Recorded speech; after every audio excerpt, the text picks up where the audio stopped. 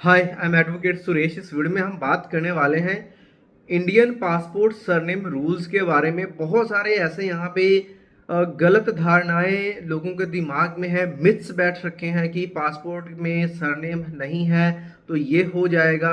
अगर शादी हो गई है और हस्बैंड का सरनेम नहीं जोड़ा तो हमारा पासपोर्ट नहीं बनेगा, या कल को हम कहीं ट्रैवल नहीं कर पाएंगे। अगर मेरे नाम के साथ सरनेम है और मेरे बच्चे के नाम के साथ सरनेम नहीं लगा है तो मेरे बच्चे को वीज़ा नहीं मिलेगा। ये वो काफ़ी सारी चीज़ें। सबसे पहले सरनेम का जो लीगल कंसेप्ट है आप ये समझ लीजिए। देखिए, जब भी आपकी मान लीजिए शादी हो जाती है, इनकेस अगर आप लड़की हो, तो सबसे पहला जो सवाल आता है आपके दिमाग में वो ये कि आप सरनेम लगवाएं। सरनेम अगर आप डॉक्यूमेंट्स में लगवा भी लेते हो, जब पासपोर्ट में जाते हो तो वहाँ पे वो अपडेट नहीं करते, वहाँ पे आपसे वो गजट नोटिफिकेशन मांगते हैं। गजट नोटिफिकेशन की बात तक भी आएंगे। एक चीज़ आप ये मान करके चलो कि सरनेम लगाना किसी भी तरह से किसी भी लॉ या रूल में मैंडेटरी नहीं है। जो भी आपका नेम है शादी से पहले उसी नेम के साथ आप चलोगे। चाहे आपके बच्चे हैं, चाहे आपके अपने वाइफ हो, आपके पति का सरनेम नहीं लगा है, जो भी आपके लीगल राइट्स हैं, चाहे आपके बच्चे का जो भी उसके फादर में लीगल राइट्स हैं, वो एज इट इज़ बने रहेंगे। सरनेम होने या ना होने से आपके या आपके बच्चे के राइट्स के ऊपर कोई भी फर्क नहीं पड़ता है। इस चीज़ को ध्यान में रखें।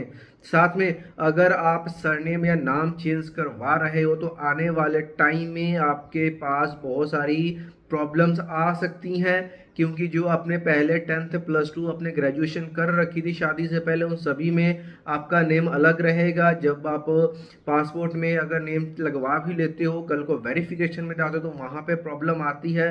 हालांकि उसका सोल्यूशन सिर्फ यही रह जाता है कि आप गजट नोटिफिकेशन पब्लिश करवा लो। और कई बार प्रॉब्लम ज़्यादा आती है तो वहाँ पे आपको सिविल कोर्ट से ऑर्डर भी लेना पड़ता है। तो इन सब चीज़ों से बचने का एक ही जरिया है कि आप चाहो तो सरनेम जो भी आपका नाम एज इट इज़ चलते आ रहे हो उसको आप एज इट इज़ रखो।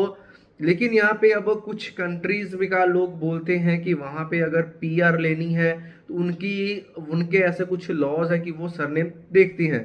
अगर ऐसा कुछ है, क्योंकि हर कंट्री का कुछ अलग लॉ हो सकता है जिसके बारे में मुझे एग्जैक्ट नॉलेज तो नहीं हो सकती हर स्टेट की लॉ में। अगर इंडिया की बात करें भाई, इंडिया में ऐसा कुछ भी मैंडेटरी नहीं है। आपके सभी राइट्स बरकरार रहेंगे, चाहे आप सरनेम लगवा लो चाहे हटवा लो।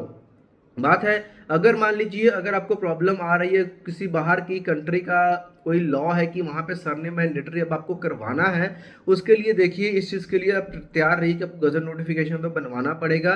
गजट नोटिफिकेशन से आपके पासपोर्ट में हो जाएगा, पैन कार्ड में हो जाएगा, पैन कार्ड में भी हो जाएगा, एजुकेशनल डॉक्यूमेंट्स में अभी आजकल होना स्टार्ट हो गया है क्योंकि सुप्रीम कोर्ट की जजमेंट आई थी। उसके बाद में एजुकेशन डॉक्यूमेंट्स वालों ने भी चेंज करना शुरू कर दिया है। और पहले ये था कि चेंज नहीं भी होता था तो भी कोई प्रॉब्लम नहीं आती थी, जहाँ कहीं पे वेरिफिकेशन आती थी जो वहाँ पे जो गजट नोटिफिकेशन आपने पब्लिश करवाया होता था उसी से आपका काम चल जाता था। तो गजट नोटिफिकेशन बनवाने के लिए क्या प्रोसेस, हमने ऑलरेडी बहुत सारी वीडियोस बना रखी हैं जिसमें आपको 2 आईडी प्रूफ चाहिए होते हैं, पासपोर्ट साइज की फोटो लगती है, एफिडेविट बनता है। उस एफिडेविट के बिहाफ पे आप न्यूज़पेपर में एक ऐड देते हो, न्यूज़पेपर में ऐड देने के बाद एक डिजिटल सीडी बनता है, उसमें एमएस वर्ड की फाइल में जो मैटर आपने गजट नोटिफिकेशन में देना है उसकी डिटेल उसमें भरी जाती है।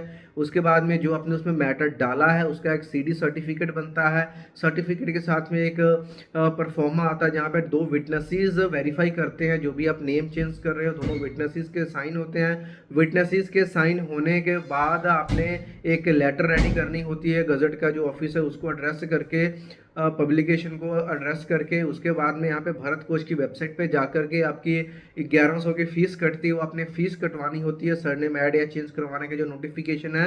तो ये सब करवाने के बाद इस सारे डॉक्यूमेंट्स को लेकर के आप जाते हो दिल्ली गजट ऑफिस में, जमा करवाते हो। जमा करवाने के बाद 30 दिन के अंदर आपका गजट नोटिफिकेशन निकल करके आता है। अब प्रॉब्लम यहाँ पे ये आती है कि गजट नोटिफिकेशन पासपोर्ट वाले बोल देते हैं तो लोगों को ये नहीं समझ में आता कि वो गजट नोटिफिकेशन की फाइल बनवाए तो बनवाए कहाँ से, और जाना भी दिल्ली पड़ता है। और अगर आप आस-पास में जाते हो तो भाई वहाँ पे 90% केसेस में लोगों को गज़ट की फ़ाइल के बारे में आइडिया नहीं होता है। क्यों नहीं होता है? क्योंकि पहले न्यूज़पेपर की ऐड से काम चल जाया करता था, फिर 2 न्यूज़पेपर की ऐड से काम चल जाया करता था। अभी मोस्ट ऑफ द केसेस में गज़ट नोटिफ़िकेशन माँगी जा रही है, इसलिए ये प्रॉब्लम आ रही है। अब गज़ट नोटिफ़िकेशन की प्रॉब्लम तो आ रही है, तो गज़ट नोटिफ़िकेशन प्रोसेस तो मैंने बता दिया, लेकिन उसका मैटर ऑफ फ़ाइल कैसे बनेगा? ऑनलाइन अगर आप सर्च करोगे तो बहुत सारे आपको एजेंट्स मिल जाते हैं, लेकिन वहाँ पे बहुत सारे आपके साथ स्कैम्स होते हैं। अभी रिसेंटली मुझे व्हाट्सएप पे मैसेज आया किसी का कि गज़ट के नाम पे पहले 5,000 फिर 5,000 तकरीबन 20,000 का स्कैम हो गया उस बंदे के साथ। तो इन सब चीज़ों से आपने बचना होगा। तो किसी भी अगर आप कोशिश करें कि अगर कोई आपके नोन में कोई एडवोकेट है उनसे कंसल्ट करें, अगर उनको पता है गज़ट की फ़ाइल, क्योंकि सभी एडवोकेट भी नहीं बना सकते हैं, तो जिसको पता है उसी से फ़ाइल बनवाएं। और एक चीज़ ये है कि आपके केस में गज़ट काम करेगा भी या नहीं करेगा, ये भी आपको पता होना चाहिए। तो इसके लिए आप किसी भी लीगल एडवाइज़र की हेल्प ले सकते हैं। और अगर आप डायरेक्टली हमारे साथ फ़ोन के ऊपर बात करना चाहते हैं तो कॉल अपॉइंटमेंट लेकर के सीधा आप मेरे से भी फ़ोन पे बात कर सकते हैं। कॉल अपॉइंटमेंट बुक करने का प्रोसेस क्या है वो वीडियो के नीचे डिस्क्रिप्शन बॉक्स में आपको मिल जाएगा।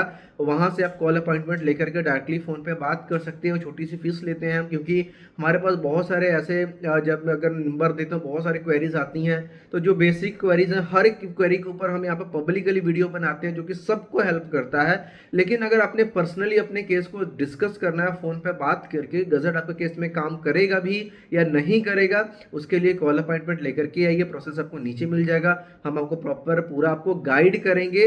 और इवन अगर आपको मैटर की ज़रूरत पड़ती है कि आपको न्यूज़पेपर में क्या है, कौन सा मैटर रखना है, एफिडेविट में कौन सा मैटर रखना है, एप्लीकेशन में क्या रखना है, ये सारी चीज़ें में भी हम आपकी गाइड कर सकते हैं। तो उम्मीद करता हूँ आपको वीडियो अच्छी लगी होगी। वीडियो को देखने के बाद कोई डाउट है, क्वेश्चन है तो कमेंट बॉक्स में आ जाइए। मिलते हैं नेक्स्ट वीडियो में जल्दी ही, तब तक के लिए बाय बाय।